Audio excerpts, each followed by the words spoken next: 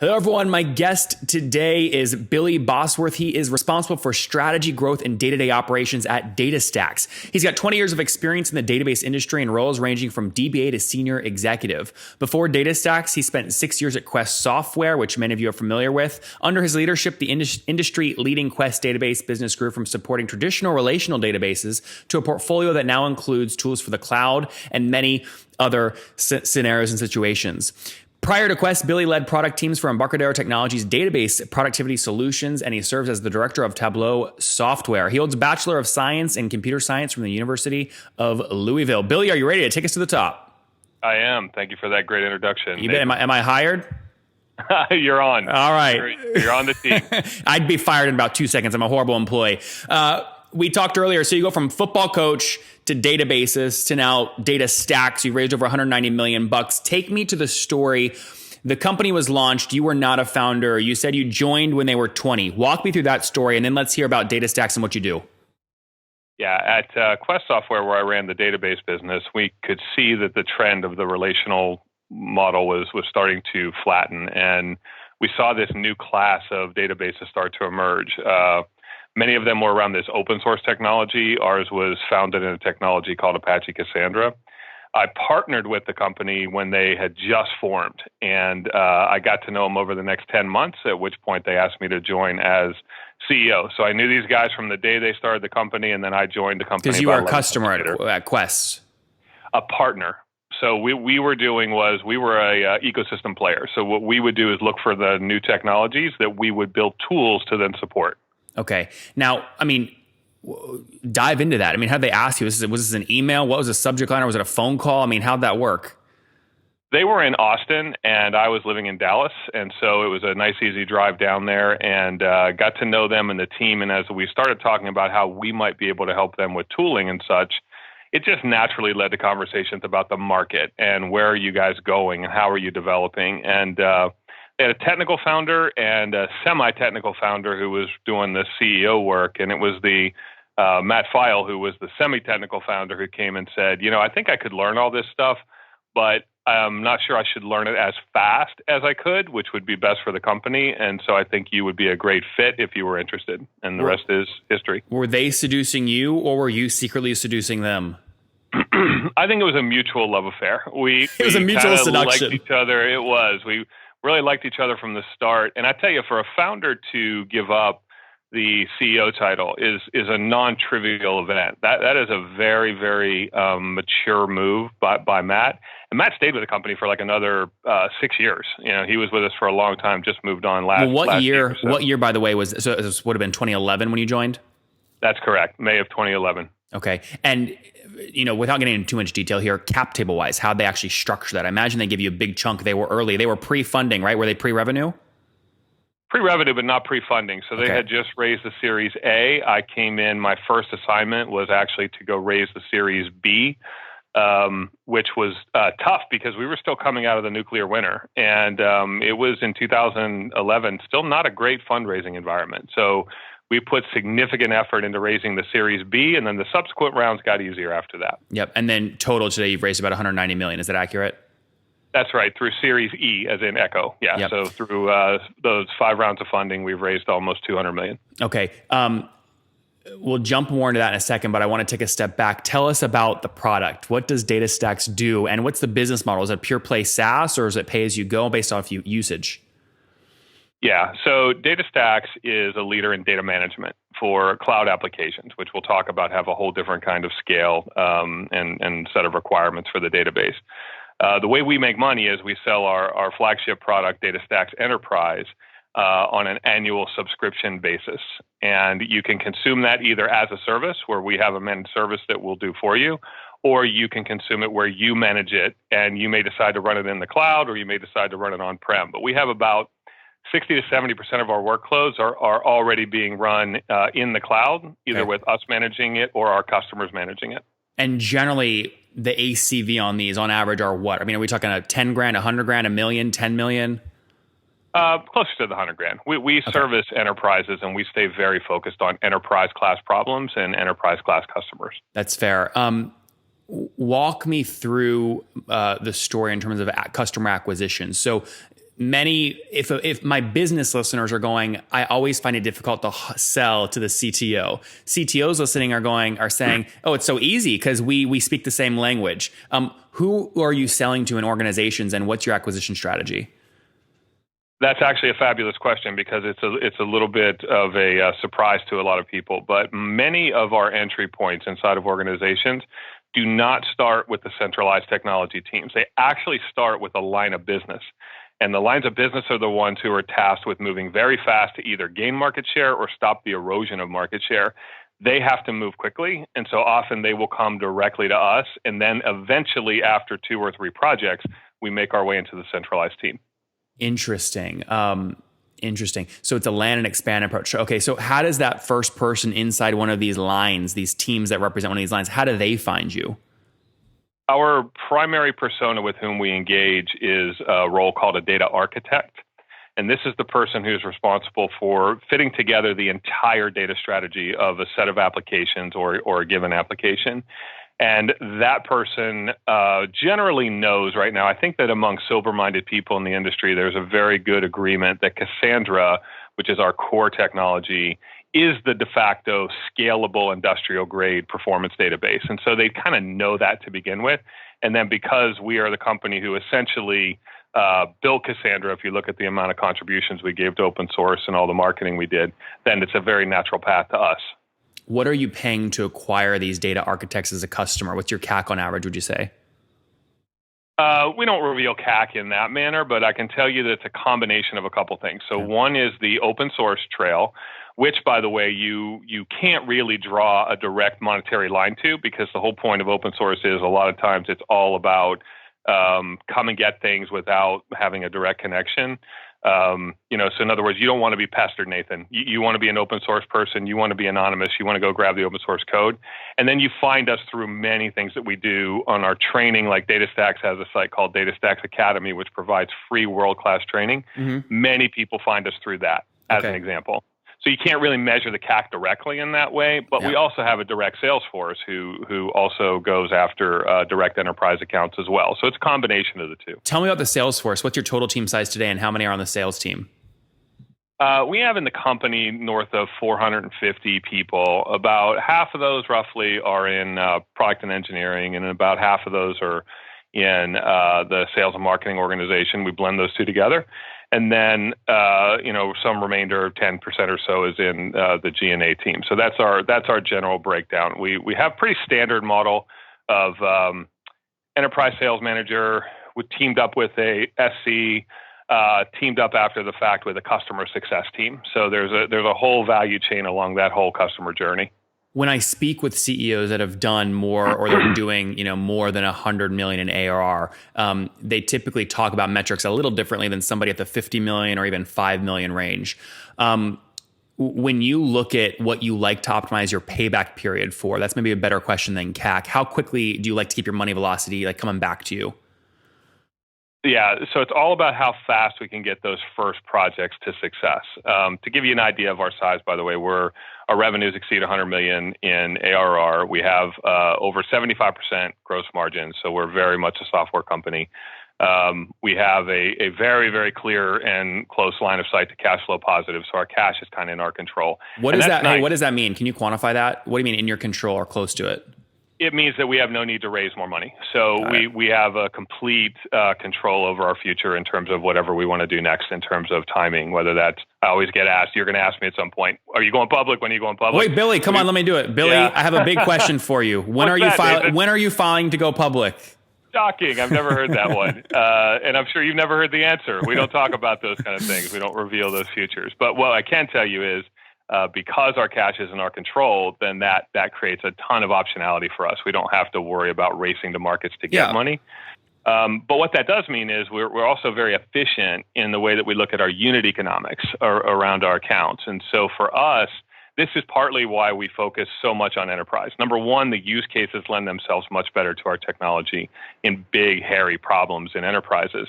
But number two, the unit economics are infinitely better than SMB. So we stay very focused on getting that land very efficiently, but then making sure very quickly, how fast can we make that first project successful?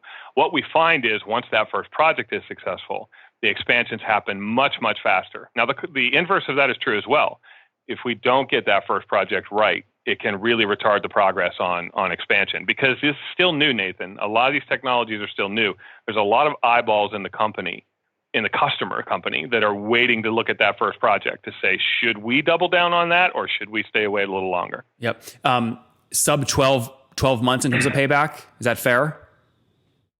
Well, it depends on the payback model you're using because, again, tell me what you use. We look at how fast we expand and what the expansion rate is inside the account. And so what we want to see is expansion rates, net expansion rates over 110%. That's kind of the annually? Industry standard. Yeah. So what we want to say is, okay, if we're doing well, if we're efficiently growing inside of our enterprise accounts, we should see net expansion rates, which includes churn and then also expansion, over 110%. And we see well beyond that at the moment with our enterprise class accounts. Okay. And you obviously just did that kind of all together as at the company level. At your individual customer, $100,000 first year ACV level, what do you know you have to drive expansion level to, or what can you accurately predict ACV is going to grow to in year two? Is it 120, 20% growth, or something different? It depends again on the nuance of what project they're implementing. So, as an example, sometimes customers will start. We have two very large buckets of use cases. One bucket is around customer experience. So this is a set of use cases like Customer 360, recommendation engines, fraud detection, personalization. Many times what they'll do is they'll start very granular with one of those projects. And that expansion might take a couple of years to really get that first project off the ground, get it solid, and then move on to the next one. Another class of applications we have is around enterprise optimization. These are things like supply chain, inventory management, asset management, security access, all those things internal to the company. Those tend to happen much quicker. So that project could be a big project initially with a very rapid expansion. So I see what you're trying to ask me, but unfortunately, it really does kind of blend into the overall company metric because there's too much bespoke activity per account, depending on what project they're trying to take on. Look, what you're telling me is what most CEOs at this level tell me, which is, Nathan, we're a mature company. We really have a good handle on individual cohorts, and every cohort performs economically different. And we tweak those cohorts to make them work depending on, speed of onboarding and things like that. Yeah, then they blend together. I will tell you there's an emerging category that is more important than I would have imagined 5 years ago. And that is the role of the customer success team is part of that expansion and part of making our customers successful. I used to think, 6-7 years ago, customer success was just a nice title for services. Yeah. And it's not, Nathan. It is a real discipline that is new and has changed and is evolving very rapidly. And so we have invested very heavily in our customer success organization and will continue to do so. You keep talking about the initial project being successful. Is there a professional services component upfront for these folks to get them onboarded, or is it just a pure play SaaS model? No, there is a professional services model. One of the advantages of my background, which fortunately you made me 5 years younger than I am. I've actually been 25 years, believe it or not, in the industry. I'm just trying to help you, Billy. We help each other, Yeah, it makes me feel good. But one of the challenges is I lived through the mainframe to client server transition. So when I came out of school, Oracle was still considered largely a potential toy, kind of off to the side. So I chose my career path on that direction. But what people forget is how long that transition took in the market from mainframe to client server. Therefore, what you require is some initial hand-holding with your customers because they're still thinking on old relational paradigms. And when I say relational, that's Oracle, SQL Server, Sybase, those kind of things. And you got to get them transitioned into this new way of thinking in these distributed databases. That's a people issue. Even if it's a SaaS product, even if we're managing the ops side, I still have to work with you to help you understand how to do this new world. So services is a very critical part of what we do. And now what are you at today in terms of total customers you're serving? Our total customer count, I believe, is around 500, but I'll have to give you that more specifically. But I think it's just shy of 500. He's squinting, looking at the data. So squinting, trying to remember. I do know this: we have them in over 50 countries. So we have a lot of good geographical distribution right now. The math I was doing, Billy, was take your 100 million ARR divided by 12 puts you at about 8.3 million in MRRs. I don't know, you're probably well north of that. But then your ARPU in terms of your ACV first year is $100,000, which is about $8,300 a month. So you need about 1,000 customers at that ACV to hit over 100 million in ARR. Now, I won't make you put a really specific cap on this, but generally, I mean, can we say between 100 and 200 million in ARR, or are you like well north of 200? Yeah, no, between 100 and 200 That's million. Fair? Okay. ARR, yeah. Okay, good. And obviously, it's harder to grow large numbers. Over the past year, what was your growth rate? What'd you grow at? Yeah, we continue to have our models, even our 3-year business model, we're projecting still being in a hyper-growth category, which generally people at our size would define as 40% or higher. Okay. And so even as we look out the next 3 years, we believe we can stay in that hyper-growth category. Okay. Yeah, I mean, so just to be clear, did you hit that or beat that over the past 12 months? Yeah, our growth rates have been really strong ever since I got here. That's great. Okay, good. A lot of people, we touched on this earlier, will look at a company that has raised as much as you have and said, you know what, if they don't keep raising year after year, it means one of two things. They're not growing as fast and they can't raise capital at the valuation they want and they don't want to do it down on because it looks bad, or they're not strong enough to IPO. You've countered that and said, no, we just have control of our cash. We don't need to raise. That being said, early investors, yourself included on the cap table, especially common holders, start to get maybe antsy at some point and they want some kind of return. Was any of the capital that's gone in the company secondary, or was it all going directly to operations? That was almost all going to operations. There was some very, very minor rounding error type of secondaries early on, but that goes all to operations. And I have to tell you, maybe this is one of the differences where you are talking to an old football guy, you're talking to a guy from a steel town outside of Pittsburgh. I didn't come from the Valley, and I'm not a Valley person in that respect. And what I mean by that is I still believe in really good fiscal management of an organization, because I think when markets turn, and they will, and they will, what's going to happen. As soon as that happens, everybody is going to get cash crazy, and they're going to start asking you, do you have control of your cash? And so I'm thrilled with the bull market we've been experiencing. I'm thrilled with the access to capital we've had. We've leveraged it. We've taken advantage of it. But I'm sorry, I'm not going to get silly with it. I'm not going to treat it like it's free water, because it's not. What I mean, Billy, though, is like a guy like John, right, Vrionis, back in, what would that have been, 2010 maybe, your seed round? I think you were there, or no, you were in charge of the B round. So I guess they just raised the A round from Calciana, Sequoia, and John. But, 2.7 million, those guys at some point, we're approaching 10 years on that money going, and at some point they start to get antsy. They're never going to pressure you because you're growing and it's a success. But if Lightspeed wants to go raise their next fund, or Sequoia or Jason or whatever, it's nice to be able to point to you guys as a case study where they've gotten money back somehow. Have you figured out a way to create liquidity for early shareholders by replacing them by new investors so you can keep their story a good one? Yeah, great question. We've been very blessed in this regard. That anxiety that you mentioned is also directly tied to the success of the funds that you're already in. And in our early investors, their funds are performing extraordinarily well. And so we don't have that pressure from them. They are not on my back saying like, geez, when are we going to get this thing going? Because they look at the health of the company. They see that it's on the right trajectory. They see that we're growing well at a material number. They see we have optionality ahead of us. And they don't want to rush it and do something silly now that you've gotten to this point. And that's really nice when you have investors that have had success in their funds, that they don't feel that pressure necessarily, I think, as much from maybe their LPs, because their funds are performing so well. So we've got a really high class lot of investors, and the truth is, I do not feel that pressure from them. Last set of questions on this topic before we wrap up with the famous five. I understand the argument you make about investors, but you also have early employees who you used equity as leverage to get them to join, take lower salaries as you recruit them from Rackspace or other companies. At some point, they're going, I'd like a return.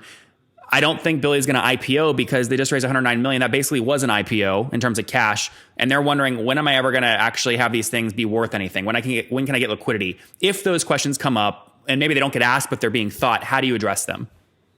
Oh, we know they're being thought. I mean, everybody's human. Everybody's thinking that way. And so what we do about that is I'm pretty much a freak on communication and transparency inside the company. I was very nervous what you were going to say there for a second. A freak on.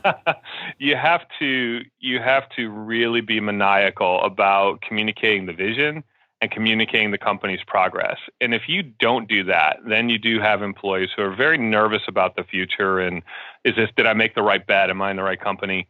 And so it's up to me really to make sure that communication of our vision is being prosecuted effectively. People understand the progress we're making and they know they've made a good bet, and then they're willing to be patient.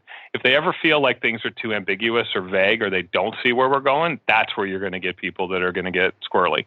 But we try very hard to be very clear, transparent, and open with our company. Are you in the process right now of making any big acquisitions? No, we have done 2 though, which I think for a company our size is good, because I think you should build that DNA early. We acquired a graph company and we acquired a cloud company, a managed service company. And those have been really good learnings for us. And I think that develops that muscle, because I am a believer in as you grow, I am always looking for the right fit for things to fall in. Now at our size, it's usually not an incremental revenue type of acquisition. It's more about a portfolio acquisition. Do you need to fill some gaps that you could do faster through acquisition? So we're always on the lookout, but I don't have any in progress. And if Bezos brings $1.5 billion check to your board, do you sell the company or no? Yeah, like I'm going to answer that, Nathan. I'm reading your smile. It tells me everything I need to know, Billy. Yeah, we always are prepared, like I told you, for any eventual outcome. But here's what I believe. I believe that old cliche is actually very accurate. That great companies are never sold, they're bought. And as long as we take care of our business and stay focused, then we'll look at every option we have to make sure that we're growing the company effectively to service our customers. And right now, we don't have to worry about external parties to make that happen. All right, famous 5, one-word answers here. Favorite business book? The Advantage. Number 2, is there a CEO you're following or studying right now? Brad Smith at Intuit. Number 3, what's your favorite online tool besides your own for growing the business? Slack. Number 4, how many hours of sleep do you get every night? 6. Okay, and what's your situation? Married, single, do you have kids? 25 years married. I thought you were going to say 25 kids. 25 years married, 3 kids. 3 kids. And Billy, how old are you? 48. Last question. What do you wish your 20-year-old self knew? Don't be so arrogant and obnoxious, and go learn from your betters. I don't think, did you guys think he was arrogant? Billy, I thought you were great. You were a trooper. He came on, you were super transparent, launched the company back in 2011 with 2 co-founders between Austin and Dallas. It was a mutual seduction. That's what we'll call it, a mutual seduction. Billy ended up joining as part of the company. First round of business, getting the Series B closed. They have since raised $190 million, helping over 500, 600-ish customers really understand their data. The company is on a tear, growing 40% year over year, north of $100 million in ARR right now, but south of 200 million, about 110% net revenue expansion annually. So the economics look healthy. Billy, thank you for taking us to the top. Thank you, Nathan. Have a great day.